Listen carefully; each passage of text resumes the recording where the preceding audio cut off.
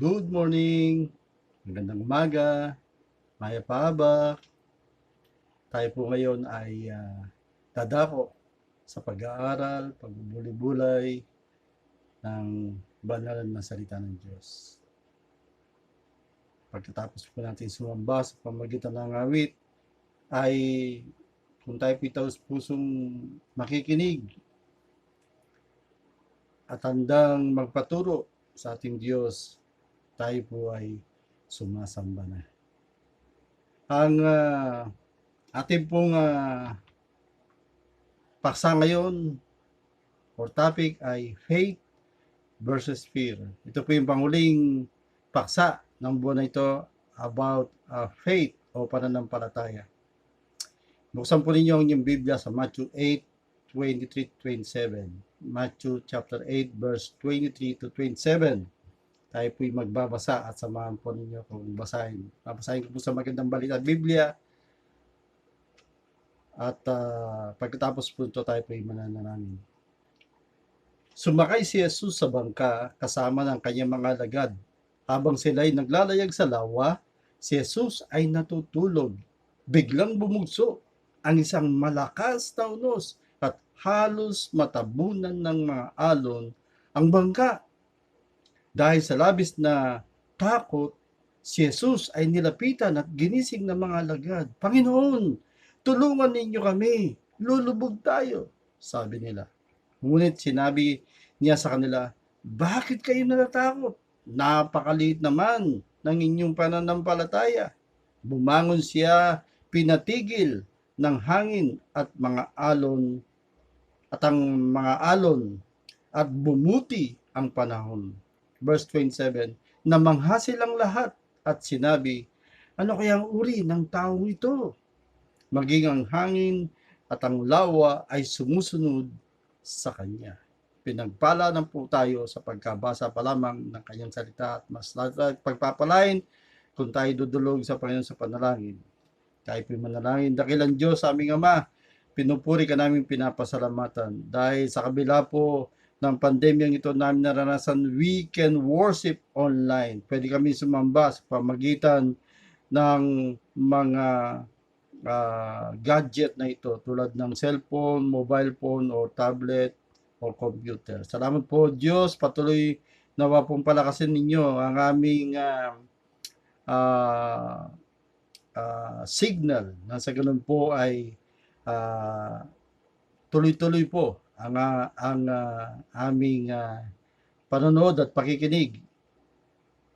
Basbasan mo po kami o Diyos, salingit po ang iyong lingkod sa pagde-deliver ko ng iyong banal at makapangyarihan salita. Tulungan mo po ako, banal na Espiritu, na aking dakilang tagapagturo. Ano man pong kasalanan ko ay inyo po akong patawarin at linisin at nawa po ay ma-encounter ka namin o Holy Spirit sa pamagitan ng pakikinig namin ng taos puso sa iyong mga salita. Ito po isamot dalangin namin sa pangalan ni Jesus. Ang lahat po magsabi ng Amen. Amen.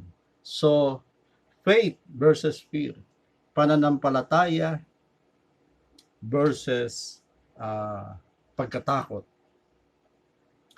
So, nabasa po natin kanina sa verse 23 na mga disipulo ng Panginoong Jesus ay sumunod sa Kanya nung siya sumakay ng malaking bangka.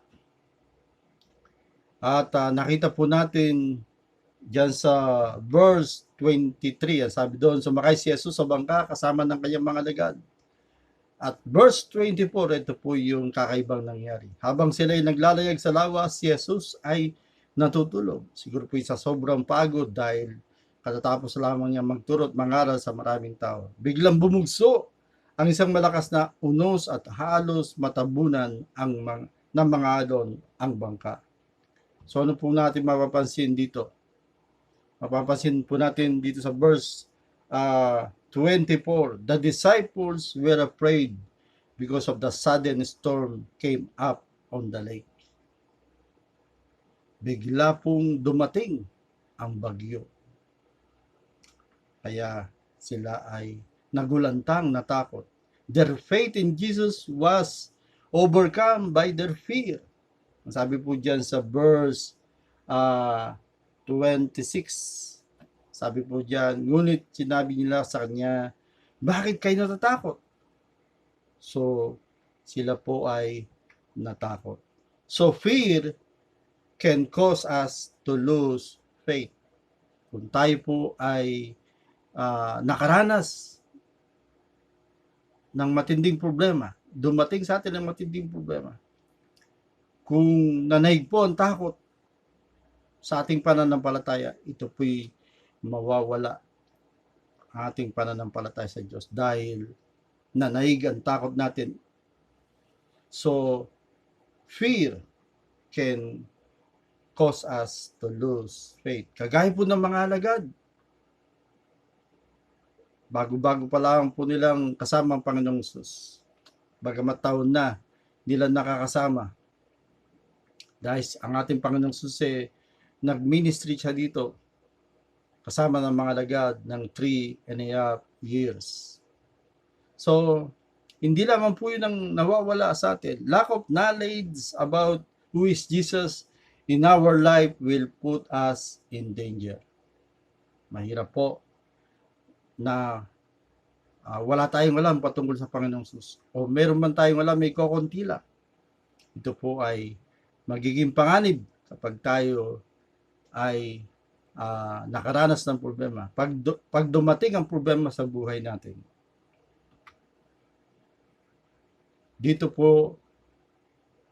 Dito sa naranasan nating pandemya.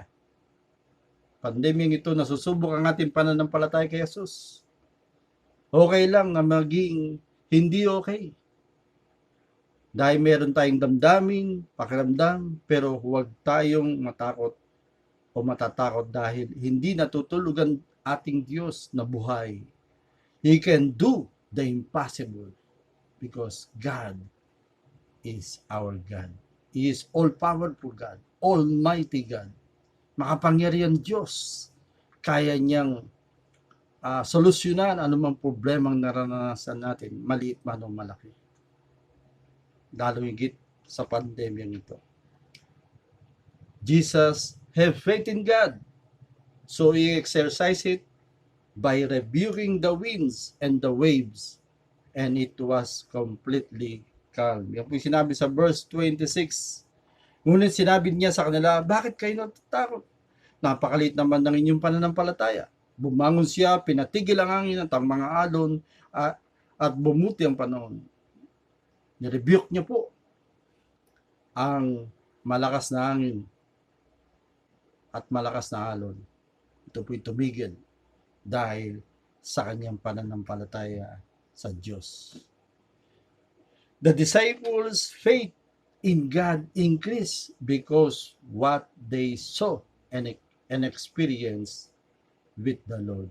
And their faith in Jesus was overwhelmed. Sabi po sa verse 27, sabi po doon, namangha silang lahat at sinabi, anong kayang uri ng taong ito? Maging ang hangin at ang lawa ay sumusunod sa kanya. So, ang hangin at ang lawa sumusunod sa Panginoong Hesus. Sana, nawa, tayo ay marunong ding sumunod. Kung ang mga lawa o kung ang lawa at ang hangin ay sumusunod, dapat din tayong matutong sumunod sa Panginoong Hesus. Amen po ba? So, putting our trust and confidence in God, we will overcome fear. Yes, kung tayo po ay maglalagak ng ating pagtitiwala at kumpiyansa sa ating Diyos, mapagtatagumpayan po natin ang takot na nararanasan natin. And that's what we call true faith. Ang totoong pananampalataya ay ang fear ay napapawi ng pananampalataya sa ating Diyos. Amen? Praise God. Meron pong akong kwento. Ito'y palagay ko'y narinig na ng karamihan sa inyo patungkol sa pananampalataya. Pero ito'y patungkol sa pagtitiwala dahil tao ang aking ikukwento. Ito isang sirkero. Ang sabi ng sirkero, dun sa napakaraming mga tao, sabi niya sa bukas, pumunta kayo sa araw na iyon, bukas, sa isang lugar na kung saan ay ipapakita ko sa inyo kung paano ako tatawid sa magkabilang bangin. So maraming tao nagpunta kinabukasan. At nakita nila may lubid na makapal nakatali sa magkabila. Tinanong niya ang mga nanonood ng mga tao. Ang sabi niya, naniniwala ba kayo na ako'y makakatawid dito? Oo, naniniwala kami, sigaw nila. Kaya siya ay tumawid, dahan-dahan. Tumawid siya, naglakad sa lubid, magkabila, sa kabilang bangin, at nakabalik. Palakpakan ng mga tao, yay, ang galing! Pangalawang tanong niya, sabi niya, naniniwala ba kayo? Ako'y may bitbit, may isang sakong bigas. Yung pong 50 kilos. Matipulo ito lalaking to eh. Itong sirkerong to. Sabi niya, hindi ako mahulog. Niya, naniniwala kami. Kaya, pinasan niya ang isang kamang bigas. Tumawid. Dahan-dahan. Nakatawid siya at bumalik. Nakabalik din siya. Palakpakan, yay! Ang galing-galing. Panghuling tanong niya sa mga tao, meron bang sasakay sa inyo? Sa aking likuran at tatawid tayo at sigurado tayo makakabalik katulad ng ginawa ko nung una at pangalawa. Biglang tumahimik. Pero iisa ang nagtaas ng kamay at sumigaw, ako po! Ito isang binata. Kaya siya ay sumakay, sinakay niya sa kanyang likod. Sila'y tumawid. Tahimik ang lahat. Tumawid sila. At pagkatawid sa kabilang bangin, bumalik sila. At sila ay nakatawid, buhay at ligtas. Ano pong aral ng kwento? Marami ngayon tao ang naniniwala. Maraming tao naniniwala. Pero isa lang nagtiwala dun sa kwento ng isang sirkero. Ngayon po, maraming naniniwala sa Diyos. Pero iilan lang ang nagtitiwala. Ulitin ko, marami ang naniwala o naniniwala sa Diyos pero kakaunti ang tunay na nagtitiwala sa Kanya. Ang tunay na nagtitiwala sa Kanya, kahit buhay niya, ibibigay niya. Kahit hindi niya alam kung mabubuhay siya o hindi. At tulad ng isang sirkero, yung binata na sumakay sa kanyang likod, nagtiwala siya sa Diyos. Hindi lang basta siya naniwala dahil sumakay siya sa likuran ng sirkero. So whenever we are facing problems, whether big or small, do not fear, because fear can lose our faith in Jesus, our Savior. We must increase our knowledge and deep relationship to our Lord Jesus so that when storms of problems comes, we will overcome. Kaya kailangan pong magtiwala tayo. Kailangan natin palaguin ang ating pananampalataya sa Diyos sa pamagitan ng ating intimate o malapitang malalimang relasyon sa ating Panginoong Sus. Nang sa ganoon, kapag dumating ang bagyo ng mga problema, tayo po ay magtatagumpay. Malalampasan natin to na may katagumpayan.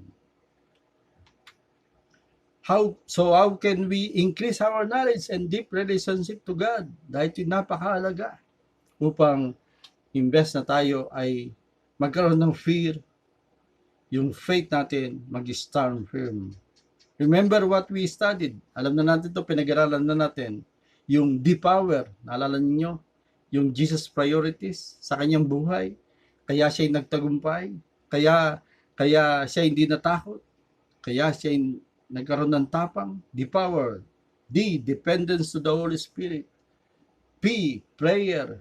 O, obedience. W, word. E, exhort the Father. And R, relationship. Huwag niyo pong kakalimutan sa araw-araw niyong buhay, dapat palagi tayong nakadepende sa Banal na Espiritu. Palagi yung prayer life natin ay consistent, nagpapatuloy, nagpipray tayo araw-araw. Nagsumusunod tayo sa Diyos, sa ating Panginoong Sus. At nagbabasa o nagde-devotion tayo. Kaya nga, Tayong lahat ay kasama doon sa daily devotion to God. At tayo ay sumasamba. Tayo sumasamba sama-sama online every Sunday. Pag ginagawa natin ang ating the best, we worship God and relationship. Yung ating mga kapatid sa Panginoon at yung ating mga kakilala, ni-influensyahan natin sila para makakay natin sila sa Panginoon. We are intentional to have relationship to them so that they will have relationship to our Lord Jesus Christ. Tayo pong mga kapatid sa Panginoon, tayo pong magpalakasan, magpalalahanan. Kung meron pong nawawala sa ating fellowship, kumustahin po natin siya. Palakasin po natin siya ng mga salita ng Panginoon. Palalahanin po natin siya. Lalong higit, hindi tayo nakikita face to face. So, dumalo po tayo sa ating mga prayer meeting every Friday, 7 p.m. Doon po sa mga small group na ang small group ko po ay sina Sister Emily, Brother Tolitz, Arnen, Hazel. Ang small group naman ni Brother Tolitz ay meron din siya kanya sina John Nestor, sina Iya, sina Rainier at saka si Joshua. Ang small group naman ni Arnen ay sina Justin, sina Raprap, si Victor. Yan. Ang small group naman ni Hazel ay sina Pauline, Mika, Sandra at Sarah. So, kailangan po natin palakasin ang ating mga small group upang lumalim tayo sa ating pagkaunawa sa ating Diyos, upang lumago tayo sa ating pananampalataya. Amen? Tayo po ay magwakas sa panalangin. Dakilang Diyos sa aming Ama, marami pong salamat sa iyong mga salita na nagpalakas sa amin. Maraming pong salamat dahil dito ay kailangan pong lumago kami sa pananampalataya upang hindi magwagi ang takot sa dumarating problema sa amin. Imbes na takot ay pananampalataya. Imbes na fear, faith will increase in our lives. Thank you, God. Thank you, Jesus. Thank you, Holy Spirit. Patuloy mo pong pagpalain ng bawat isa na nakikinig at nanonood. Kung meron man po silang problema, kayo po magbigay solusyon. Kung sila pinangangailangan, financial o material, Lord, i-provide mo po sa kanila. Kung sila man po, Panginoon Diyos, ay meron mga struggle sa buhay, kasalanan man to o anuman, Lord, give them victory. Salamat po muli, O Diyos, pagpapala ang aking pong ginagawad sa kanila at sa bawat sa amin. In Jesus' name we pray. Everybody say, Amen at Amen. Praise God. Hallelujah.